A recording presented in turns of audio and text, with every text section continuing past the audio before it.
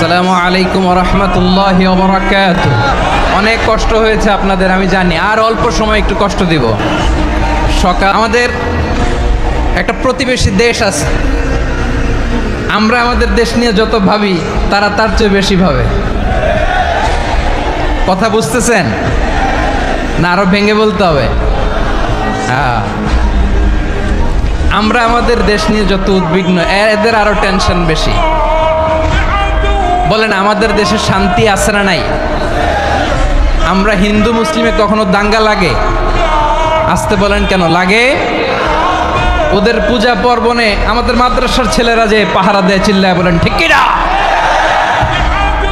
আমাদের তাফসির মাহফিলের সময় ওরা ডিস্টার্ব করেন, ঢোল বাজায় না। ওদের পূজা পার্বণের সময় আমাদের তাফসির মাহফিলের ডেট হলে আমরা চেঞ্জ করে দেই। সুবহানাল্লাহ, কি সাম্প্রদায়িক সম্প্রীতির রোল মডেল। আর ওই বাংলাদেশের ব্যাপারে তারা অনেক ডিসইনফরমেশন ছড়াচ্ছিল। ভারতের অনেকগুলো গণমাধ্যম, আমি জেনারেলাইজ করব না, আমাদের প্রতিবেশী দেশের সব গণমাধ্যমকে আমি দোষ দিতে চাই না। অনেকগুলো গণমাধ্যম তারা ডিসইনফরমেশন শেয়ার করেছে। ডিসইনফরমেশন আর মিস ইনফরমেশনের পার্থক্য আছে। মিস ইনফরমেশন না জেনে ভুল বুঝে একটা মিথ্যা বা ভুল তথ্য ছড়িয়ে দেয়া, এটার ক্ষমা আছে, এটার কি আছে? আর ডিসইনফরমেশন মানে ইচ্ছা করে, প্ল্যান করে, ম্যাপ করে, ছক এঁকে মিথ্যা, গুজব, রটনা সোশ্যাল মিডিয়ায় ছড়ানো, এটার ক্ষমা আছে? আওয়াজ করে বলেন ক্ষমা আছে? ভারতের কিছু গণমাধ্যম তাই করেছে। আমরা ব্যথিত হয়েছি, আমাদের হৃদয়ে রক্তক্ষরণ হয়েছে। আমাদের প্রতিবেশী দেশকে বলতে চাই, আমাদের দেশ নিয়ে আপনাদের ভাবার দরকার নাই।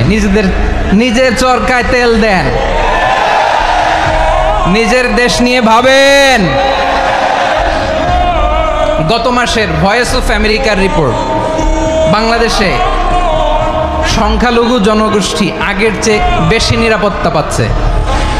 Report voice of America, Muslim report নাকি? মুসলিম জরিপ, ভয়েস অফ আমেরিকা। কথা বুঝে নাই বোধহয়। ভয়েস অফ আমেরিকা কি আমাদের রিপোর্ট? না, ভয়েস অফ আমেরিকার জরিপ, বাংলাদেশের সংখ্যালঘু জনগোষ্ঠী আগের চেয়ে ভালো নিরাপত্তা পাচ্ছে।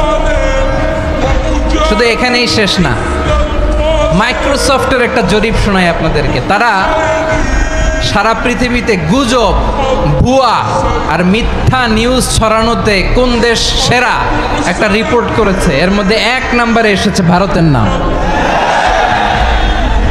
মাইক্রোসফট তো মুসলমানরা চালায় না? কথা বোঝেন নাই বোধহয়। প্রতিবেশী দেশকে বলবো, আপনারা নিজের চরকায় তেল দেন, আপনারাও শান্তিতে থাকেন, আমাদেরকেও শান্তিতে থাকতে দেন। সব চেঞ্জ করা যায়, প্রতিবেশী চেঞ্জ করা যায় না। আমাদের ল্যান্ড তাদের ল্যান্ড, পাশাপাশি। আমরা চাই তারাও সুখে থাক, আমরাও সুখে থাকি, ঠিক কিনা? কিন্তু প্রতিবেশী হলে বন্ধুত্বপূর্ণ আচরণ করতে হয়। প্রতিবেশী যদি বন্ধু না হয়ে প্রভু হতে চায়, এরকম দানব প্রতিবেশী কেউ চায় না। ভারত যদি বন্ধুত্ব উপহার দেয়, আমরাও বন্ধুত্ব দিব। কি বলেন? তারা যদি বন্ধুসুলভ আচরণ করে, আমরাও বন্ধুত্ব উপহার দেব। কারণ আমাদের পররাষ্ট্র নীতি হচ্ছে সবার সাথে বন্ধুত্ব, কারোর সাথে বৈরিতা নয়। আলহামদুলিল্লাহ বলেন, কত চমৎকার পলিসি আমাদের। আমরা নির্বিবাদী, আমরা বাংলাদেশিরা শান্তিকামী। We are proud of that. এজন্য আমরা গর্ববোধ করি। আমাদের পররাষ্ট্র নীতি সবার সাথে বন্ধুত্ব, কারোর সাথে শত্রুতা নয়। তাই প্রতিবেশী দেশকে বলবো, আমার ভাইয়েরা, আপনারাও আমাদের ভাই।